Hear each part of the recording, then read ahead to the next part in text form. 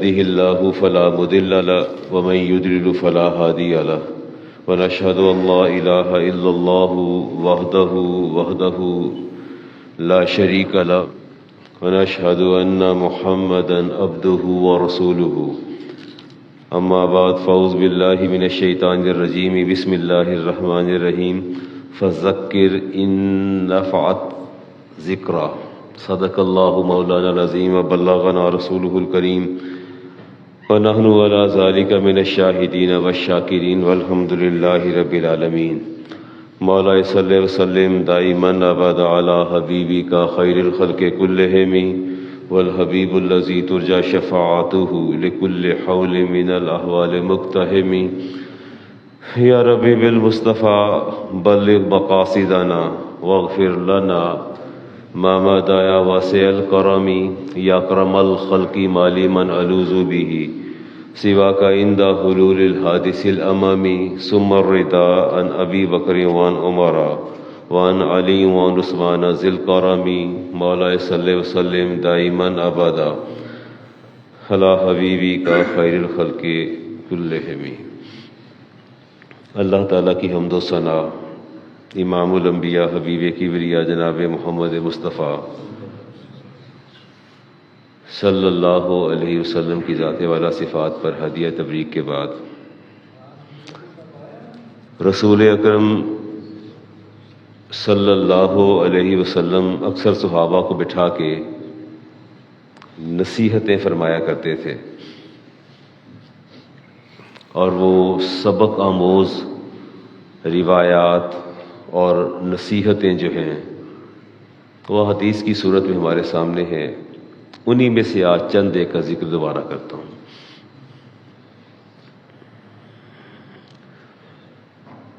اللہ تعالیٰ ارشاد فرماتے ہیں کہ اے محبوب آپ انہیں نصیحت فرمایا کریں، شاید یہ ان سننے والوں کو نفع حاصل ہو جائے۔ آج ان نصیحتوں کی طرف چلتے ہیں جی۔ کوئی فضائل کی دنیا سے باہر آ کے دیکھتے ہیں کہ رسالت مآب علیہ السلام کیسے نصیحت فرمایا کرتے تھے۔ امام ترمذی کی روایت سے بات کو شروع کروں گا۔ مال کی حرص اور ہوس، دولت کی حرص اور جاہ و منصب کی حرص بہت ہی خطرناک ہے، بہت۔ امام ترمذی کی روایت اور حدیث کا نمبر 2376۔ مالک انصاری سے حدیث کے راوی، دو بھوکے بھیڑیے ان کو آپ نے 2 یا 4 دن ان کو بھوکا رکھا۔ اس کے بعد اگر آپ بکریوں کے ریوڑ میں چھوڑیں گے تو کیا کریں گے وہ؟ اگر 6 دن بھوکا رکھا تو آپ نے فرمایا کہ ماضی بانی جائے آنے، 2 بھوکے بھیڑیے ارسلا فی غنم، انہیں بکریوں کے ریوڑ میں چھوڑ دیا جائے۔ فرمایا فافسد لها من حرص المرء علی المال والشرف لدینہ، آپ نے فرمایا کہ وہ 2 بھوکے بھیڑیے اتنا نقصان بکریوں کو نہیں پہنچاتے جتنی جاہ و منصب کی حرص اور دولت کی ہوس انسان کو نقصان پہنچاتی ہے۔ بات تو بڑی قابل غور ہے۔ آپ نے فرمایا کہ جتنی بربادی مال کی حرص اور منصب کی طلب، یہ منصب کی طلب بڑی خطرناک ہوتی ہے، اس کے لیے انسان بڑی تگ و تاز کرتا ہے، بڑی کوشش کرتا ہے دوسرے کو گرانے کے لیے۔ کیا یہ ساری منصب کی تو آپ کو ہوس نظر آ رہی ہے؟ دیکھیں گے آپ کے گرد و نواح ملک کے اندر آپ کے کیا ہو رہا ہے؟ ایک دوسرے سے مناصب چھینے جا رہے ہیں، عہدے چھینے جا رہے ہیں، زندگی دشوار ہو گئی۔ میرے نبی نے ارشاد فرمایا، عباد بن ساریہ حدیث کے راوی ہیں، ابو داؤد کی حدیث، الا خبردار ہو جاؤ، وانی واللہ قد وعظت، خدا کی قسم جو تمہیں میں نصیحت کرتا ہوں، وامرت، اور جو تمہیں حکم دیتا ہوں، ونہیت عن اشیاء، اور جن چیزوں سے روکتا ہوں، انہا لمثل القرآن، یہ بالکل ایسے ہے جیسے قرآن میں رب منع فرما رہا ہے۔ بات پھر دوبارہ حدیث پڑھتا ہوں، پھر غور کیجیے گا۔ فرمایا اللہ خبردار، فانی واللہ، خدا کی قسم، مجھے رب کی قسم ہے، قد وعظت، جو میں تمہیں نصیحت کرتا ہوں، میں اللہ کا رسول، وَأَمَرْتُ اور جس بات کا حکم دیتا ہوں وَنَحَيْتُ عَنْ أَشْيَاء اور جن چیزوں سے منع کرتا ہوں فرمایا مثل القرآن وہ بالکل ایسے ہیں جیسے قرآن میں رب منع فرما رہا ہے. یہ حدیث ہے جی امام ابو داؤد کی، حدیث کا نمبر ہے 3080. فرمایا میری بات کو ضائع نہ کرنا، اس کی اتنی ہی اہمیت ہے جتنی قرآن کی. اگلا لفظ فرمایا وہ اکثر بلکہ بسا اوقات میری بات کی اہمیت قرآن سے بھی زیادہ ہو جاتی ہے، کلام الہی سے بھی زیادہ ہو جاتی ہے. تو فرمایا آفیسز کی دوڑ ہے، مناسب کی دوڑ ہے، اور کس چیز کی دوڑ ہے؟ صحابہ کہتے ہیں یا رسول اللہ تعالیٰ برے بندوں کا ذکر فرماتا ہے، ہمیں بھی بتائیں نا برے بندے کون ہیں، ہم انہیں کیسے پہچانیں گے، کیسے پتہ لگے یہ بندہ اچھا برا ہے؟ اسما بنت امیس اس حدیث کی راویہ ہیں اور امام ترمذی نے اس کو نقل کیا، حدیث کا نمبر 2448 اس کا نمبر ہے. فرماتے سمعت رسول اللہ بیس العبد، آپ سے پوچھا گیا کہ برا بندہ کون ہے؟ بتے عبد تخیل واختال ونسی الکبیر المتعال. فرمایا سب سے برا بندہ وہ ہے بدترین انسان جو تکبر کرے اور پھر کیا کرے؟ واختال، اس پر اترائے. ایک تکبر کر رہا ہے اوپر اترا رہا ہے. فرمایا وہ نسل، اور تیسرا آپ نے فرمایا کہ برا بندہ وہ ہے بیس العبد عبد صح ولہا. فرمایا جو اپنے رب کے احکامات کو بھلا دے، اللہ کے احکام کو بھلا دے اور اپنی دینی ذمہ ہمیشہ اپنی طرف کھینچتی رہتی ہے. اور فرمایا یختلط دنیا بالدین.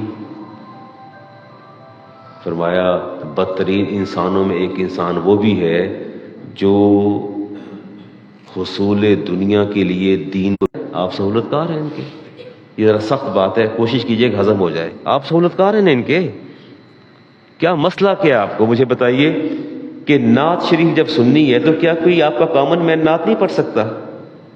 مجھے بتائیے، میں پڑھ دیتا ہوں نعت، وہ کون سا مشکل، میں نعت ہی تو پڑھ رہا ہوں. میں وہ کیا ہوتا ہے، کیسے ایسے امور جن میں ذلت پوشیدہ ہوتی ہے ایسے امور ہوتے ہیں؟ الیکشن آپ نے لڑنا ہے، پیچھے نعرے میں لگاتا پھر رہا ہوں، تو ذلت نہیں ہے؟ گھر بار کو چھوڑ کے تو آپ اچھی بات کہتے ہیں، یہ بھی صدقہ ہے، وہ بھی تو ہم نہیں کہنا چاہتے. والقاظمین الغیظ والعافین عن الناس واللہ یحب المحسنین. معمون بھی محنت کرے، اصل میں آپ کے ٹیمپرامنٹ کا پتہ وہاں چلتا ہے. اصل اندازہ اس وقت ہوتا ہے کہ آپ کے اندر حوصلہ کتنا ہے، صبر کتنا ہے، آپ کہاں جا کے روکتے ہیں. فرمایا غصے کو پی جاتے ہیں. آپ نے فرمایا جاؤ، تو کہنے انس بن مالک کو بھیجا پیالہ دے کے بازار سے سودا لینے کے لیے. دیر لگا دی، بڑی دیر بعد واپس آئے، اور واپس آنے کے بعد وہ پیالہ نہیں تھا ہاتھ میں. پوچھا، میں نے غصے ہی ناراض ہو گئی، غضبناک ہو گئی. تو فرماتی ہیں کہ میں نے تمہیں سودا لینے بھیجا تھا، ایک تو پیالہ نہیں آیا، سودا نہیں آیا، پھر پیالہ کدھر ہے؟ تو کہنے لگے ٹوٹ گیا پیالہ. آپ جب غضبناک ہوئی تو آپ نے فرمایا پیالہ ٹوٹنے والا تھا، ٹوٹ گیا، اب اس کا دل تو نہ توڑو، پیالہ واپس تو نہیں آ جانا. یہ آپ کی بیگمات جو گھروں میں بیٹھی ہیں، بچہ جب غلطی کرتا ہے تو کیا کرتی ہیں؟ چھوڑتی ہیں. میں بیٹھا ہوا تھا کسی کے پاس، تو ٹیلی فون آ گیا گھر سے، بچے شکایت لگا رہے تھے. تو مجھے کہتا علامہ صاحب بس کیا کریں، بچے تنگ بہت کرتے ہیں. تو میں کہ بس بچے تنگ کریں گے آپ نے، اور میں نے تھوڑی تنگ کرنا ہے، وہی تنگ کریں گے آپ کو، اور کون کرے گا؟ وہ بچے جو ہیں. کہتا حالانکہ انہوں دی ماں نے مار دی بھی بڑا ہے تو پھر بھی نہیں باز آندے، میں کبھی بھی نہیں آئیں گے. کم از کم ایک فائدہ آپ کو ضرور ہوگا کہ جب یہ جوان ہوگی آپ کا اکاؤنٹ سیٹل کر دیں گے، یہ آپ کی اور آپ کی بیوی کی طبیعت سیٹ کریں گے. یہ میرے دوست کے ایک صاحبزادے ہیں، اچھی پوسٹ پہ ہیں. تو میں نے پوچھا کہ اپنے والد کی کیئر کیوں نہیں کرتے، پرواہ نہیں کرتے؟ تو کہتا ہے مارا بہت ہے، ظلم بہت کیا ابو نے، بہت مارا ابو نے مجھے، زیادتی بہت کی ہے. کیسے میں اس چیز کی نشاندہی کر سکتا ہوں، کیسے انہیں میں معاف کر سکتا ہوں؟ میں کہ والد ہیں یار، خدا کا خوف کرو. کہ ساری زندگی ظلم کیا انہوں نے مجھ پر. میرا دل، کہتے ہیں اللہ صاحب میرا دل نہیں چاہتا، پتہ نہیں میرے دل میں کیا ہے. کوشش کرتا ہوں، جب پس پردہ ہوتا ہوں تو خیال آتا ہے دل میں کہ والد ہے، عزت کروں، تکریم کروں، لیکن جب ان کی زیادتیاں یاد آتی ہیں ایک دم دل ہو جاتا ہے. یہ آپ کی انویسٹمنٹ ہے، یہ بچے جو آپ کی انویسٹمنٹ ہے، آپ تیار رہیں ذہنی طور پر. یہ جو گالی گلوچ کرنا، مارنا پیٹنا سب کچھ کرتے ہیں نا، اس کے بعد جب وہ جوان ہو کے قوت پکڑیں گے تو وہی کچھ کریں گے جو کچھ آپ نے ان کے ساتھ کیا ہوا ہے. الا ماشاء اللہ کہ اللہ ہدایت عطا فرما دے. ہاں یحشرون المتکبرون، امام ترمذی کی روایت 2492 نمبر. فرمایا کہ یہ جو متکبر لوگ ہیں نا، متکبر، انہیں یوم قیامت کو اکٹھا کیا جائے گا. امثال الذرہ فی صور الرجال، یہ سارے بندے آئیں گے، ان کو چونٹیوں کی طرح ان کو لایا جائے گا، اکٹھا کر کے لایا جائے گا. یغشاہم الذل، اور انہیں ذلت نے گھیر رکھا ہوگا. اچھا بات ہی نہیں کرتے. میں ایک بندہ نماز چاشت بھی پڑھتا ہے، اشراق بھی پڑھتا ہے، صلاۃ تسبیح بھی ہر جمعے کو پڑھتا ہے، اور تفصیلات لوگ مجھے بتاتے ہیں کہ علامہ صاحب وہ سورۃ یاسین، سورۃ کہف، سورۃ رحمان، اتنی ڈھیر ساری عبادات کرتا ہے. اس کے ساتھ ساتھ وہ تکبر کرتا ہے. تو آپ کی کیا رائے ہے اس کے بارے میں؟ کیا کہیں گے؟ اللہ فرماتا، اللہ کے حبیب نے فرمایا یغشاہم الذل، ان کو اکٹھا کیا جائے گا، ذلت ان پر چھا جائے گی. من کلی مکان، ہر طرف سے ذلت ان کو گھیر لے گی. فیساقون علی سجن فی جہنم، اور انہیں جہنم کی طرف ہانکا جائے گا. کہاں لے جایا جائے گا؟ یسمى بولس، فرمایا اس وادی میں جس کا نام بولس ہے. اس وادی کا نام کیا ہے جی؟ بولس اس وادی کا نام ہے. فرمایا تعلوہم نار الانیار، وہاں ایسی آگ ان پر دہکائی جائے گی کہ جو آگ کے شعلوں کو بھی جلا کے بھسم کر دے گی. پھر سنیے گا، آپ نے ارشاد فرمایا تعلوہم، ان پر بلند کی جائے گی، نار الانیار، آگوں کی آگ، ایسی آگ جو وہاں جہنم کی بھڑکتی آگ کو بھی بھسم کر دے گی. آلریڈی جہنم میں آگ بھڑک رہی ہوگی، اور جب یہ آئیں گے تو ان پر اللہ وہ ایسی آگ دہکائے گا جو پہلی آگ کو بھی جلا کے راکھ کر دے گی. یہ کریں گے کیا؟ کس وجہ سے؟ کیوں بھڑکائی جائے گی؟ نہیں، تکبر کی وجہ سے. کس کی وجہ سے؟ تکبر کی وجہ سے. اور پھر یہی بات ختم نہیں ہو جائے گی. فرمایا یسقون من اسارت اہل النار، اور پھر انہیں جہنمیوں کے جو پیپ ہے انہیں وہ پلائی جائے گی. طینۃ الخبال، فرمایا اس کو طینۃ الخبال کہتے ہیں، جو جہنمیوں کی سڑی بدبودار کیچڑ نما پیپ ہوگی وہ پلائی جائے گی. تکبر کرنے والوں، آپ تو تکبر نہیں کرتے. یہ اگلے جمعے کو بتاؤں گا جب میں آپ کے نسب کی بات کروں گا، آپ کی چال کی بات کروں گا، میں آپ کے علم کی بات کروں گا. پھر آپ دیکھیے گا یہ 2 جمعے پڑھنے کے بعد آپ میں سب نے کہنا کہ ساری تو ہمارے اندر اپنے اندر موجود ہے. پتہ ہی نہیں چلتا تکبر انسان کا کیا کرتا ہے. رسالہ ابن ماجہ کی روایت 4174 نمبر. ابی ہریرہ، یہ حدیث قدسی ہے. یہ حدیث قدسی اس حدیث کو کہتے ہیں جو براہ راست اللہ کا کلام ہو. جو براہ راست کس کا کلام ہو؟ اللہ کا کلام ہو. آپ نے فرمایا یقول اللہ سبحان، اللہ تعالیٰ ارشاد فرماتے ہیں الکبریائی ردائی، ایک تکبر میری چادر ہے، تکبر میری چادر ہے. والعظمت ازاری، اور عظمت میری ازار ہے، میرا پہناوا ہے. من نازعنی، جس نے مجھ سے چھیننے کی کوشش کی، جس نے مجھ سے چھیننے کی کوشش کی. فرمایا واحد منہما القیتہ فی جہنم، اس کو اٹھا کے سیدھا جہنم میں پھینکوں گا. اس کو اٹھا کے کہاں پھینکوں گا؟ جہنم میں پھینکوں گا. مشکل کام ہے. یہ 2 صفات ہے اللہ تعالیٰ کی، ان دونوں صفات پر جو ہے ہم نے غور کرنا ہے جی. ابھی تو مجھے بھی لگ رہا ہے کہ میں تکبر نہیں کرتا، اور آپ کو بھی یہ لگ رہا ہے ہم تکبر نہیں کرتے. ایسا نہیں ہے. اقبال نے کہا تھا سروری زیبا فقط اس ذات بے ہمتا کو ہے، حکمراں ہے ایک وہی، حکمراں ہے ایک وہی، باقی بتانے آزری. اقبال کہتے ہیں کہ ہمیں ظاہری دنیا میں یہ جو آپ کو اقتدار نظر آتا ہے اور با اختیار لوگ نظر آتے ہیں، اقبال کہتے ہیں یہ آزر کے بنائے ہوئے بت ہیں سارے کے سارے. ان کا اقتدار اور ان کا اختیار عارضی ہے اور فنا ہونے والا ہے. عارضی ہے یہ اقتدار و اختیار، عارضی ہے یہ دائمی ہے. تو دائمی کس کے پاس ہے؟ اللہ کے پاس ہے. ٹھیک ہو گیا. یگانہ چنگیزی نے کہا تھا خودی کا نشہ چڑھا، خودی کا نشہ چڑھا، آپ میں رہا نہ گیا، خدا بنے تھے یگانہ مگر بنا نہ گیا. انسان خدا بننے کی کوشش میں ہے مصروف، لیکن یہ تماشا بھی خدا دیکھ رہا ہے. لگتا ہے آپ تکبر نہیں کرتے. آپ ہر بندہ کہتا ہے میں نہیں کرتا، ہر بندہ ہی کہی جاتا ہے. میں تو تکبر کبھی کیتا ہی نہیں اور کر رہا ہوتا ہے، احساس نہیں ہوتا۔ حبیب جالب نے مسند اقتدار پر متمکن لوگوں کے بارے میں کہا تھا، تم سے پہلے وہ جو ایک شخص یہاں تخت نشین تھا اس کو بھی اپنے خدا ہونے پہ اتنا ہی یقین تھا۔ کبھی آپ ان اقتدار کے مسندوں پر بیٹھے لوگوں کو دیکھیں تو آپ کو پتہ چلے تکبر کس چیز کو کہتے ہیں۔ میر تک میر کہتے ہیں کہ کل پاؤں ایک کاسہ سر پر جو آ گیا، کہتے ہیں میں جا رہا تھا تو کھوپڑی پڑی تھی کسی شخص کی، وہ پہلے ٹوٹی ہوئی تھی، میں نے پاؤں رکھا تو کڑ کے ٹوٹ گئی۔ کہتے ہیں کہ یکسر مستخوان شکستوں سے چور تھا، وہ کھوپڑی بالکل ٹوٹی ہوئی تھی۔ کہتے ہیں کہ مجھے کھوپڑی سے آواز آئی، کہنے لگا کہ دیکھ کے چل راہ بے خبر، اے بے خبر راستہ دیکھ کے چل، میں بھی کسو کے سر پر غرور تھا، کبھی میں بھی کسی کا سر تھا غرور سے بھرا ہوا، آج تم لوگ مجھے پاؤں میں روند رہے ہو۔ امام شافعی نے بات بہت اچھی کی۔ امام شافعی فرماتے ہیں کہ شراب میں بندہ شراب پیے اور اسے نشہ نہ، بندہ شراب پیے اسے نشہ نہ ہو، میں اس بات کو امام شافعی ادریس شافعی تسلیم کرتا ہوں، لیکن یہ میں بات ماننے کو بالکل تیار نہیں کہ بندے کو اقتدار ملے اور پھر اسے نشہ نہ، بندے کو اقتدار ملے اس کو نشہ نہ ہو۔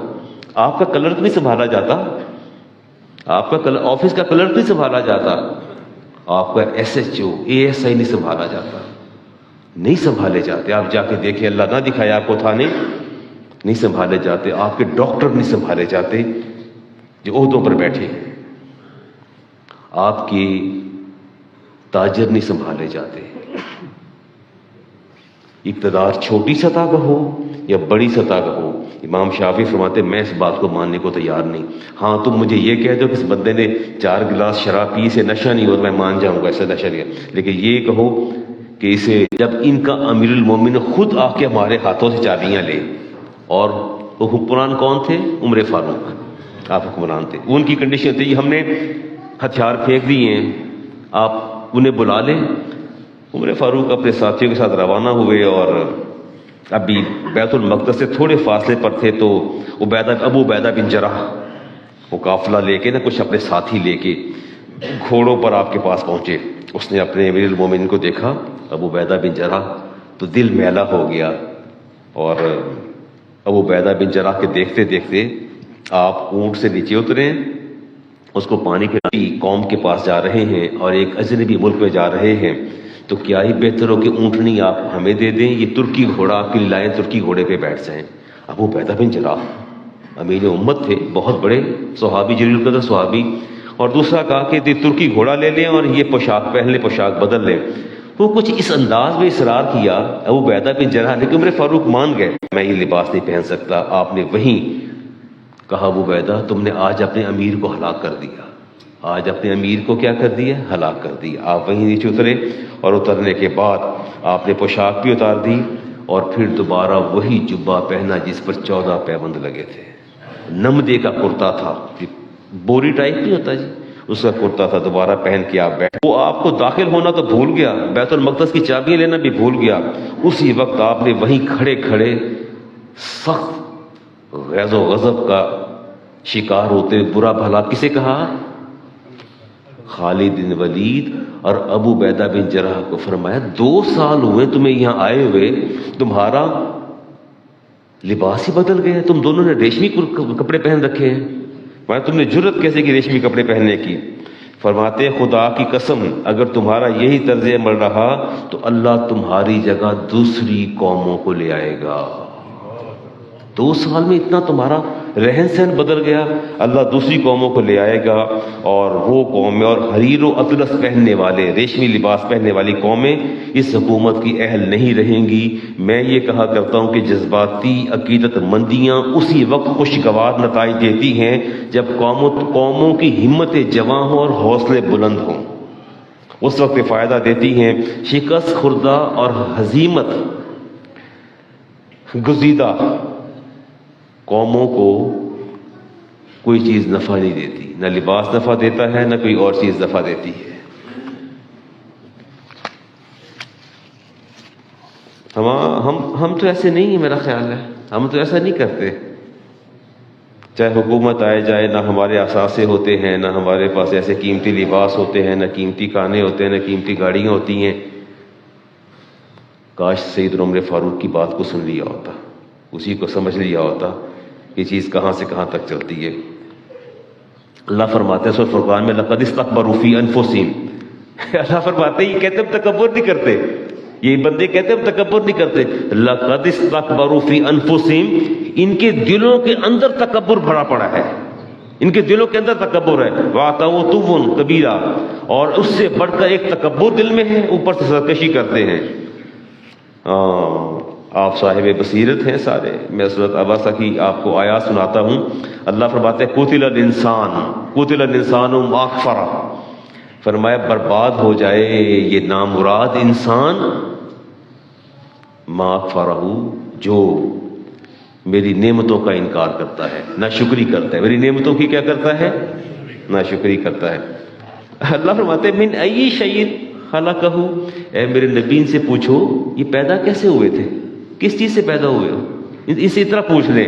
اللہ سے پوچھو پیدا کس چیز سے ہوئے تھے. من نطفۃ، انہیں بتاؤ تمہیں میں نے ایک گندے پانی، ناپاک پانی کی ایک بوند سے پیدا کیا ہے.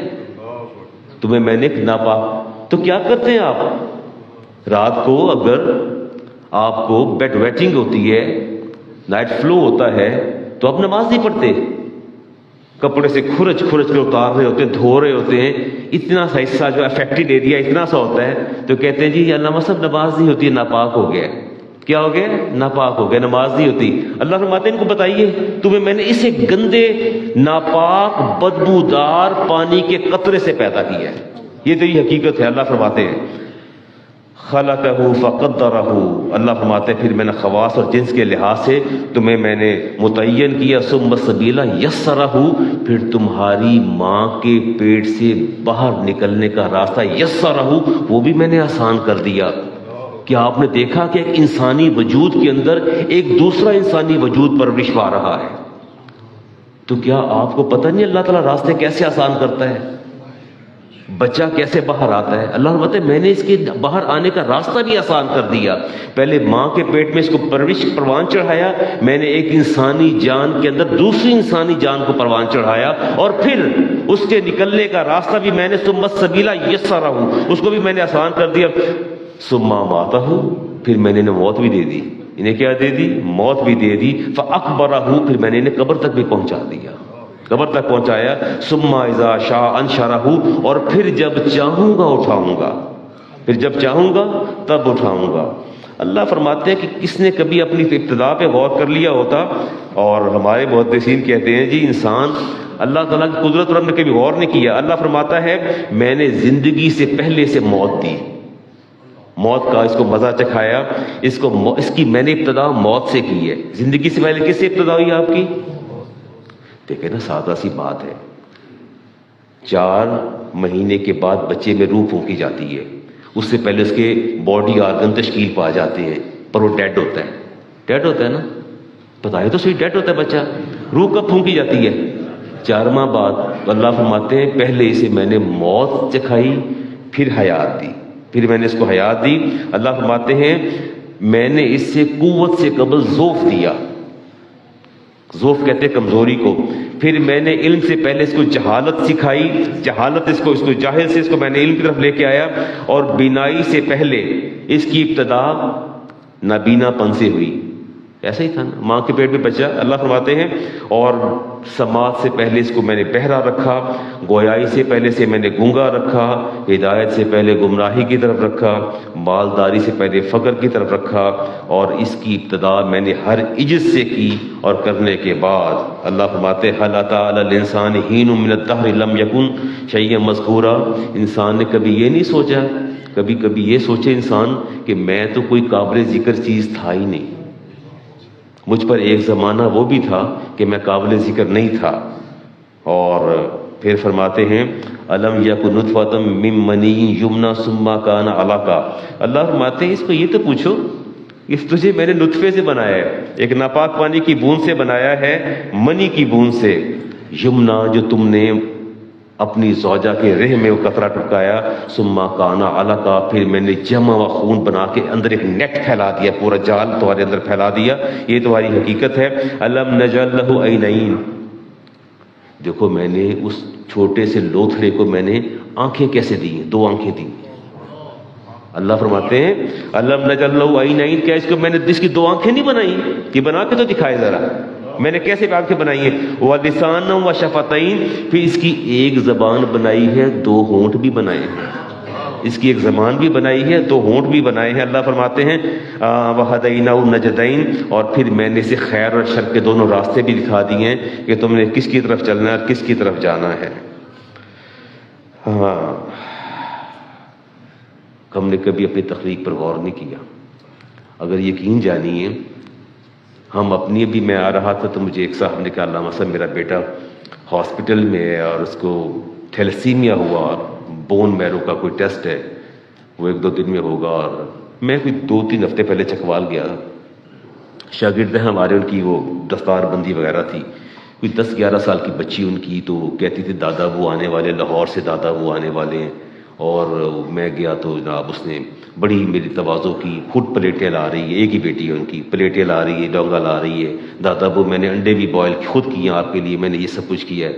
تو لاہور سے میرے دادا وہ آنے، بچہ پڑھتا رہا میرے پاس 10-12 سال، 10 سال کی بچی ہے، اور پرسوں مجھے وائس نوٹ آیا کہ استاد جی مجھ پر بڑا کڑا امتحان آ گیا۔ 10 سال کی بچی کا بلڈ پریشر شوٹ اپ ہوا، برین ہیمریج ہوا، اور اس کی ساری لیفٹ سائڈ جواب دے گئی، اور وہ 4 بیڈ ریڈن ہے۔ ہاں، تو تکبر کس چیز کا ہے؟ سوچے تو نا اب ہے کیا؟ کبھی کاش دیکھا ہوتا۔ فرمایا متکبر انسان کی پہچان یہ ہے القبر بطر الحق، وہ حق کو تسلیم نہیں کرتا، وغامت الناس، اور لوگوں کے سامنے اپنے آپ کو باکمال جانتا ہے۔ اولم یر الانسان انا خلقناه من نطفۃ، اے محبوب سے پوچھو کیا یہ انسان نہیں جانتا انا خلقناه من نطفۃ؟ اچھا، اللہ تعالیٰ بار بار نطفے کا ذکر فرماتا ہے، پھر بھی مجھے سمجھ نہیں آتی، پھر بھی سمجھ نہیں آتی، باز ہی نہیں آتے، سمجھ نہیں آتی بات کی۔ یہ بار بار اللہ نطفے کا ذکر، منی کا ذکر فرماتا ہے تاکہ تمہیں احساس رہے کہ تمہاری حقیقت یہ ہے کہ تجھے میں نے پانی کی ایک بدبودار بوند سے پیدا کی ہے، جس کو تم ٹالریٹ نہیں کر سکتے، جس کی سمیل کو تم ٹالریٹ نہیں کر سکتے، تمہیں میں نے اس سے پیدا کیا ہے۔ اکڑتا کس چیز سے ہے؟ بئس العبد، ہاں بدترین انسان کون ہے؟ آگے چلتے ہیں جی۔ اللہ فرماتے ہیں فی انفسہم افلا تبصرون، اللہ فرماتے ہیں ایسا کرو تم یہ میرا آسمان بھی چھوڑ دو، سب کچھ چھوڑ دو، ان پر غور و فکر نہ کرو، صرف اپنی ذات پہ غور کر لو، اپنی تخلیق پہ غور کر لو، تمہیں پتہ چل جائے گا تمہارا خالق کتنا کامل ہے، تمہیں اس بات کا اندازہ ہو جائے گا۔ اور شعب الایمان کی روایت رسالت مآب علیہ السلام سے ایک شخص نے کہا یا رسول اللہ فلاں بندہ تو بڑا متکبر ہے۔ فرمایا اچھا، اس سے جا کے پوچھو تیرے پیچھے موت نہیں ہے، تیرے پیچھے موت نہیں ہے، تو تکبر کس بات کا کر رہا ہے؟ فرمایا خوف کر۔ ہاں، امام احمد بن حنبل کی روایت، متکبر کی ایک اور شناخت بتائی آپ نے، سنیے گا، اِنَّ أَحَبَّكُمْ إِلَيْنَا وَأَقْرَبَكُم مِّنَّا فِي الْآخِرَةِ، فرمایا تم میں سے سب سے زیادہ مجھے اور میرے رب کو کون محبوب ہوگا اور ہمارے آخرت میں قریب کون ہوگا؟ أَحْسَنُكُمْ أَخْلَاقًا، جس کا اخلاق سب سے اچھا ہوگا، جس کا اخلاق سب سے اچھا ہوگا۔ وَإِنَّ أَبْغَضَكُمْ إِلَيْنَا وَأَبْعَدَكُم مِّنَّا، اور ہم سب سے زیادہ دور مجھ سے وہ لوگ ہوں گے جو فضول گفتگو کرتے ہیں۔ وَالْمُتَشَدِّقُونَ، متشدقون پتہ کون ہوتے ہیں؟ منہ پھاڑ پھاڑ کے باتیں کرنے والے، منہ پھاڑ پھاڑ کے باتیں کرنے والے، بولنے نہیں دیتے کسی کو، بات ہی نہیں کرنے دیتے، بولتے ہیں، بولتے چلے جاتے ہیں، منہ پھاڑ پھاڑ کے بولتے ہیں، اور آپ خوف زدہ ہو جاتے کہ یار دیکھ میں کی بولا۔ فرمایا یہ ان کی پہچان، ان کی علامت ہے، اور یہ متکبر لوگ ہیں۔ عبداللہ ابن عباس کہتے ہیں میں نے پوچھا یا رسول اللہ کچھ ہمیں بھی نشانیاں بتائی متکبروں کی، تو آپ نے فرمایا کہ یہ ہمیشہ خود کو بلند کر کے بیٹھتے ہیں۔ کیا کر کے بیٹھتے ہیں؟ دوسروں سے بلند ہو کے بیٹھتے ہیں۔ فرمایا کچھ مزید بتائیے؟ فرمایا کھانا دوسروں کے ساتھ نہیں کھاتے، الگ منگوا کے کھاتے ہیں۔ سنتے جائیے گا۔ اور یہ پسند کرتے ہیں کہ دوسرے ان کے سامنے جھک کے کھڑے ہوں ایسے۔ اس بچے کو کتنے سال ہو گئے میرے پاس؟ 12 سال ہو گئے۔ یہ بچہ 12 سال سے ابھی عالم دین بن گیا، اس کی دستار 25 کو ہے. یہ بچہ آپ کے پاس چشمدید گواہ ہے. میں ممبر رسول پہ بیٹھا ہوں، شاید ہی مجھے یاد ہو کہ کسی بچے کے لیے دروازہ میں نے بند کیا ہو اور وہ آیا اور میں نے بات نہ سنی ہو. اور سب سے پہلا کام میرا یہ ہے کہ میں اپنے سامنے کسی کو کھڑا نہیں ہونے دیتا. بالکل نیور ان مائی لائف کسی کو میں نے کھڑا نہیں ہونے دینا.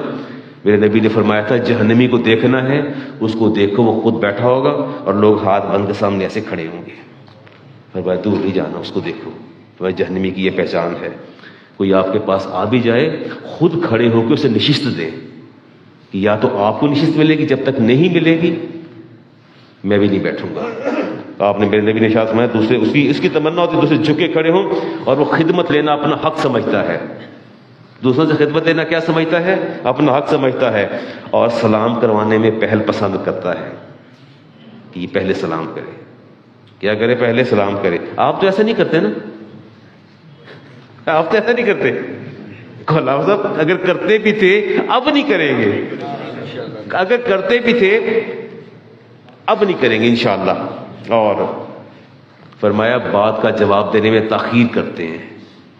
متکبر کی پہچان کیا ہے؟ بات کا جواب دینے میں کیا کریں گے؟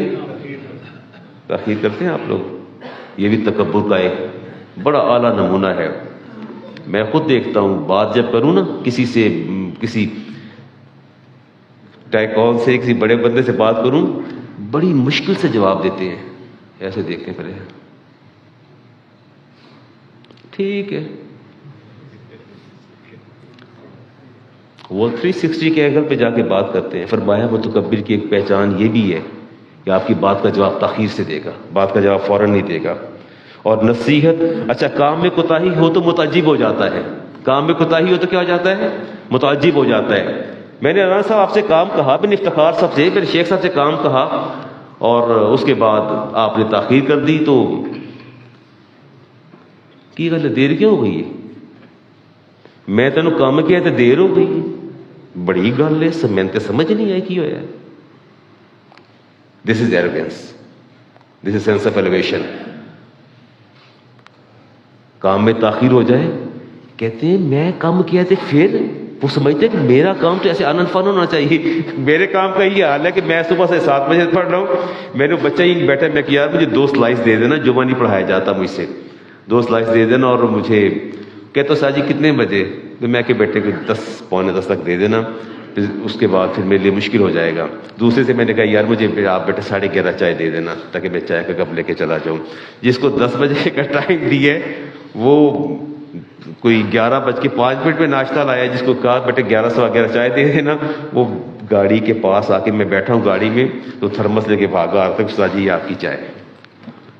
اب میں کہتا یار تو میں دسیا نہیں کہ چائے کہیں اور ابھی تک چائے نہیں آئی، کھانا ابھی تک وقت پر نہیں آیا. یہ کیا ہے؟ یہ کیا ہے؟ یہ تکبر ہے. یہ تو تکبر ہے. میرے نبی نے ارشاد فرمایا بات رد کرو تو غصہ آ جاتا ہے. ڈاکٹر صاحب غصہ پڑ آتا ہے کہ بات ابھی رد کر دینا، کوئی بات آ کسی کاؤنٹر کر دینا تو آگ بگولا ہو جاتے ہیں، آتش دیر پا ہو جاتے ہیں. کی گل ہے؟ میں غلط کہہ رہے ہیں، تیرے میں غلط کیا ہے؟ تو ٹھیک ہے تو میں غلط ہے. یہ پہچان ہے متکبر کی. اس کی بات رد کرو، فوراً اپنے آپ سے باہر ہو جائے گا، فوراً اپنے آپ سے باہر ہو جائے گا. اور دوسروں کو نصیحت میں سختی کرتے ہیں. کیا کرتے ہیں جی؟ سختی کرتے ہیں. کہتے ہیں ہم سمجھا رہے ہیں، سمجھاتے نہیں ہیں، یہ کچھ اور ہی کرتے ہیں. اور اللہ فرماتے ہیں وَإِذَا قِيلَ لَهُ اتَّقِ اللَّهَ، جب انہیں کہا جائے اللہ سے ڈرو، أَخَذَتْهُ الْعِزَّةُ بِالْإِثْمِ، تو کہتے ہیں ان کو اور غصہ چڑھ جاتا ہے. ان کو کیا چڑھ جاتا ہے جی؟ اور غصہ چڑھ جاتا ہے. جب انہیں کہا نا اللہ سے ڈرا کرو تو کہتے ہیں اپنے آپ سے بارے تو ڈر، تو نصیحت نہ کر زیادہ، اور زیادہ اپنے آپ سے باہر ہو جاتے ہیں. رسالت امام علیہ السلام، امام مسلم کی حدیث ہے جی. آپ نے فرمایا کہ دائیں ہاتھ سے کھاؤ. بائیں ہاتھ سے کھانا کھا رہا تھا تو فرمایا دائیں ہاتھ سے کھاؤ. کل بیمینک، دائیں ہاتھ سے کھاؤ. کہتے لست اطیع، I am unable to eat from my right hand, میں نہیں کھا سکتا دائیں ہاتھ سے. دائیں پاؤں پہلے مسجد میں رکھ لو. کہنے کی گل ہے سجا کھبا کوئی فرق ہے پیروں سے؟ آگے سے کاؤنٹر کرتے ہیں باتوں کو، ناپسند کرتے ہیں بات کو. اللہ کی پناہ مانگے تکبر سے جی، اللہ کی پناہ مانگے، جتنا بھی اس سے بچا جا سکے بچنا چاہیے۔ جہنم بھی فخر کرتی ہے کہ میرے اندر متکبر لوگ آئیں گے، جہنم بھی اس بات پہ فخر کرتی ہے۔ تکبر کبھی نسب کا ہوتا ہے، کبھی چال کا ہوتا ہے، کبھی عمل کا ہوتا ہے، کبھی عبادت کا ہوتا ہے، کبھی لباس کا ہوتا ہے، کبھی حسب نسب کا ہوتا ہے، کبھی حسن و جمال کا ہوتا ہے، کبھی مال کا ہوتا ہے، کبھی طاقت کا ہوتا ہے، کبھی تعلقات کا ہوتا ہے۔ میں ان سب پہ بات کروں گا، اور جب تک آپ کے دل نے تسلیم نہیں کرنا کہ ہم نے تکبر کیا، میں نے راہ نہیں چھوڑنی آپ کی۔ تعلقات کا بھی تکبر ہوتا ہے، چال میں بھی تکبر ہوتا ہے، ہاتھ پیچھے باندھ لیتے ہیں اور ایسے چلتے جا رہے ہوتے ہیں۔ اللہ کے رسول نے اس کو ناپسند فرمایا۔ ہاں، ان چیزوں سے احتیاط کرنا چاہیے۔ امام ترمذی کی روایت ہے، لا یزال الرجل یذهب بنفسه حتى یکتب فی الجبارین، کہتا ہے بندہ تکبر کرتا چلا جاتا ہے، حدیث پاک میں آتا ہے تکبر کرتا چلا یہاں تک اس کا نام جو ہے جبارین میں لکھ دیا جاتا ہے۔ اور دو فرشتے جو ہیں وہ لگام دینے کے لیے بیٹھے ہوتے ہیں، ما من احد الا ومعه ملکان وعلیہ حکمۃ یمسکو، لگام دینے کے لیے فرشتے بیٹھے ہوتے ہیں، لگام دیتے ہیں۔ فإنه رفع نفسه، اگر وہ اپنے نفس کو بلند کرتا ہے تو کہتے ہیں یا اللہ اللہم دعہ، یا اللہ اس کو پست کر دے، یا اللہ اس کو پست، اس کو رسوا کر دے، ذلیل کر دے۔ اور وَإِنْ وَضَعَ نَفْسَهُ، اور اگر اپنے نفس کو نیچے لے کے جاتا ہے، عاجزی کرتا ہے، تو فرشتے دعا کرتے ہیں اللہم ارفعہ، یا اللہ اس کو بلند فرما دے، یا اللہ تو اس کو بلند فرما دے۔ کتنا ڈاؤن ٹو ارتھ آدمی ہے، مولا کریم تو اس کو بلندی عطا فرما دے۔ اللہ تبارک و تعالیٰ تکبر سے ہمیں محفوظ فرمائے جی۔ اگلے جمعۃ المبارک کو میں نے حدیث شروع میں پڑھ دی تکبر کے حوالے سے، وہ حدیث میں دیکھتا ہوں جی دوبارہ اگر پڑھ سکوں، میرے اگر آ جائے کہ رسالت امام علیہ السلام نے ارشاد فرمایا کہ ان کو کیا پلائی جائے گی جی؟ جہنم کی، ہاں پھر سنیے گا، اور ان پر کیسی آگ دہکائی جائے گی؟ جو آگوں کو بھی جو ہے وہ جلا کے راکھ کر دے گی، بھسم کر دے گی۔ کوئی ہے تھوڑے 8-9 منٹ دیکھتے ہیں جی۔ تکبر کے ان سے کہا جائے نا کہ جائیداد میں بیٹی کا حصہ ہے تو کہتے ہیں شادی نہیں کر دیتی، نہیں دیتے، ہر حوالے سے تکبر۔ یہ سوال تھا جی، ایک 16 سال پہلے ان کے والد کا انتقال ہوا۔ کتنے سال پہلے؟ 3 بھائی تھے، 3 بہنیں اور ایک ان کی والدہ تھی۔ یہ آپ کی ادھر ہی کاروبار ہے ان کا، یہ رنگ محل شالمی وغیرہ میں، کوئی سوٹ کیس نہیں، اٹیچی کیس ہوتے، سوٹ کیس ان کا کاروبار تھا ان کا، اچھا فلورس بزنس تھا۔ 3 بھائی، تینوں دکان پہ بیٹھتے تھے والد کے ساتھ، اور والد کا انتقال ہوا۔ فطری امر ہے کہ بڑا بھائی جو ہوتا ہے وہ کسٹوڈین ہوتا ہے۔ بڑے بھائی نے جائیداد کو تقسیم نہیں کیا، دکان کو بھی تقسیم نہیں کیا۔ اچھا آپ سب ایک بات بتائیے، دکان کے اندر جو مال تھا اس کا مالک کون تھا؟ سنی بتائیے تو صحیح نا۔ اس کا جتنا سامان دکان کی ملکیت کس کی تھی؟ باپ کی ملکیت تھی۔ ٹھیک ہو گیا نا سب؟ آپ سماج سارے غور سے میری بات کو سنیے گا۔ بڑے بھائی نے کیا کام کیا کہ اسی دکان کے پیسے سے 2 دکانیں اور بنا لی، 1-2 پلاٹ اور لیے، اور کاروبار کرتا چلا گیا۔ اس انویسٹمنٹ میں دونوں جو دوسرے 2 بھائی تھے ان کی کنسنٹ نہیں تھی، نہ انٹینشن تھی نہ ان کی کنسنٹ تھی۔ 16 سال کے بعد وہ آئے، کہتے علامہ صاحب ہم نے بھائی سے کہا ہے کہ جی وہ ڈیوائڈ کر لے پراپرٹی، یہ سب سے خطرناک بات ہوتی ہے۔ اس نے کہا کر لو، پھر کر لیتے ہیں۔ تو کہتے ہیں وہ جو 2 دکانیں اور بنائی ہیں، جو گھر پلاٹ لی ہے، اس کی بات نہیں ہوگی، اس کی بات، کیونکہ وہ میں نے بنائی ہے، وہ میں نے بنائی ہے۔ اور آپ دکان کا اس کا حساب کرنا ہے تو جو لاس ہوا، جو نقصان ہوا، وہ آپ کو پورا کرنا پڑے گا۔ پھر اس نے نقصان لکھ کے رکھا ہوا تھا، کس کس موقع پر کتنا نقصان ہوا۔ اب نہ تو وہ جو 1-2 پلاٹ ہیں، یہ گھر ہے، اس کی بات بھی نہیں کر رہے، اور نہ ہی وہ اس کی بات کر رہے ہیں جو 2 دکانیں بنائی ہیں۔ آپ کیا فرمائیں گے اس میں؟ آپ کی کیا رائے ہے؟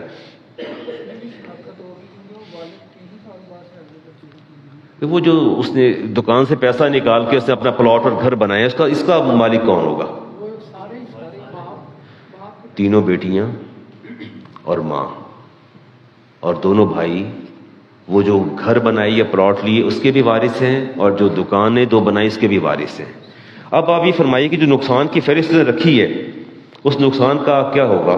وہ کہتا ہے کاروبار میں نقصان ہوا ہے، تو نقصان میں وہ شامل ہوں گے؟ والدہ اور بیٹیاں اور بھائی شامل ہوں گے؟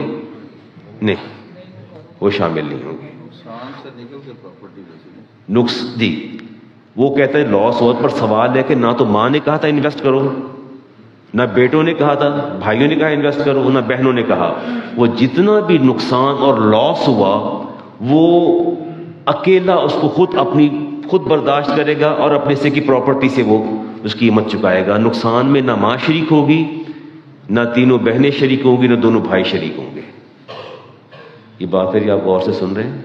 اس میں کوئی بھی شریک نہیں ہوگا، وہ سارا کا سارا اسے خود نقصان اٹھانا پڑے گا، چونکہ اس پر کاروبار پر وہ خود اکیلا قابض تھا اور بغیر انٹینشن اور کنسنٹ کے بغیر تقسیم کی اس نے پراپرٹی جائیداد جو ہے اس سے بنائے. اور وہ دکانوں کا مالک بھی وہ نہیں ہے، اس کے مالک میں بھی وہ سارے لوگ شامل ہیں، ماں بھی شامل ہے، بھائی بھی شامل ہے، بہنیں بھی شامل ہیں. اس کو وہ غصب نہیں کر سکتا. اللہ تبارک و تعالیٰ اس کے لیے دردناک ایک بالش زمین پر اسے قبضہ کر لی، اس کو دردناک عذاب ہوگا. جی یہ ایک سوال بڑا کامن سا آتا ہے، کہتے ہیں علامہ صاحب یہ میں نے کچھ پیسہ دیا انویسٹمنٹ کے لیے، کبھی وہ مجھے 30,000 دیتا ہے مہینے کا، کبھی 40 دیتا ہے، کبھی 45 دیتا ہے، تو یہ سود تو نہیں ہے؟ سود ہے یہ. میں نے یہ وسیم صاحب بیٹھے ہیں کہ میں نے دیا ہوا ہے 10 لاکھ دیا ہوا ہے، دیا نہیں ہوا ویسے، just I am sighting an example. اب ہر مہینے کے مجھے 40,000 دیتے ہیں، کبھی 45، کبھی 50، کبھی 25. اب تو یہ سود نہیں ہے نا، کیونکہ ویریشن ہے نا، پروفٹ کے اندر ویریشن ہے، تو یہ سود ہے؟ تو کیا ہے یہ بڑی کامن چیز ہے. ابھی میں نے پرسوں رات دبئی سے فون آیا ہوا تھا، تو وہ بھی اسی بات پر مصر تھے کہ ویریشن ہے پروفٹ کے اندر. How can you declare it interest? آپ انٹرسٹ کیسے کہہ سکتے ہیں؟ یہ سود ہے. اگر شراکت داری پارٹنرشپ ہوتی تو اسی ٹرمز اینڈ کنڈیشن طے ہوتی، اس میں کیپٹل اماؤنٹ طے ہوتی، کہ کیپٹل اماؤنٹ کتنی ہے اس کا پرپورشن اور ریشو طے ہوتی. سلیپنگ پارٹنر کون ہے اور ایکٹنگ پارٹنر کون ہے؟ یہ سریحن سیدھا سادہ سود ہے. سیدھا سادہ کیا ہے جی؟ سود ہے. اس پہ کوئی دوسری رائے نہیں ہے. یہ طریقہ نہیں ہے انویسٹمنٹ کرنے کا، یہ طریقہ نہیں ہے. آپ کا شیخ صاحب چاولوں کا کاروبار ہے اور اس کے لیے میں نے آپ کو پیسہ دیا، اس کا طریقہ یہ ہے کہ باسمتی کچی پکی مجھے تو نام نہیں آتے، میں کچھ چاولوں کی اماؤنٹ لے کے مخصوص ٹریڈ کے چاول آپ کے پاس رکھوا دوں. میں سلیپنگ پارٹنر ہوں، آپ ایکٹنگ پارٹنر ہوں. میرا جب چاول بکے گا، جو اس سے پروفٹ آئے گا، ہمارا پرپورشن طے ہوگا کہ اتنے فیصد پرپورشن اس پروفٹ میں سے آپ کا ہے. اگر اس میں لاس ہو جاتا ہے تو لاس آپ بیئر نہیں کریں گے، لاس انویسٹر بیئر کرے گا، وہ اس کو اٹھائے گا، وہ اس کو برداشت نہیں کریں گے. وہ کہتے ہیں علامہ صاحب میں نے بیوی کو 12:54 پر SMS موبائل پر اسے میں نے ایک دفعہ کہا کہ زارا تمہیں میں طلاق دیتا ہوں، اور پھر دوسری طلاق 12:55 پر دی، اور پھر 1:56 پر میں نے تیسری بار لکھ دیا زارا آئی ڈیورس یو. یہ واٹس ایپ پر بھی طلاق ہو جاتی ہے. دیکھیں نا، نہ منہ دے جا کے کیا، نہ ہاتھ میں کوئی تھمایا، تو یہ بھی ہو جاتی ہے. آپ سب خاموش ہیں. تو SMS اگر بیگم ڈیلیٹ کر دے تو بھی ہو جائے گی. اچھا چلے، یہ جی کتابت کی مانند ہے. ابھی ہمارا پروگرام بھی ہے شیخ صاحب، جمعہ کی نماز کے فوراً بعد جی سلام پڑھنے کے بعد ایک چھوٹا سا ہم نے پروگرام رکھا سیدنا صدیق اکبر کے حوالے سے. مختصر سا پروگرام ہوگا اور ایک تلاوت ہوگی، ایک ہی نعت شریف ہوگی، اور 20 منٹ میں گفتگو کر دوں گا. اور اس کے بعد پھر کوئی اگر ایڈمنسٹریشن نے ہمارے کوئی اہتمام کیا ہوگا لنگر کا تو مجھے پتہ نہیں ہے، یہ زیادہ بہتر جانتے ہیں. اور ہو گیا تو بھی ٹھیک ہے، نہ ہو تو بھی ٹھیک ہے. انشاءاللہ بیٹھیں گے اور میں طلاق ہو جائے گی جی، چاہے وہ SMS پہ کریں، اور اگر اس نے قصد کر لیا، ارادہ کر لیا، اور یہ SMS پر جو طلاق ہے یہ انشاء کی مانند ہے، بالکتابت کی مانند ہے، ریٹن صورت کی مانند ہے، طلاق اس کو ہو جائے گی. تینوں طلاقیں، اور طلاق مغلظہ ہے اور بیوی اس پر حرام ہو گئی.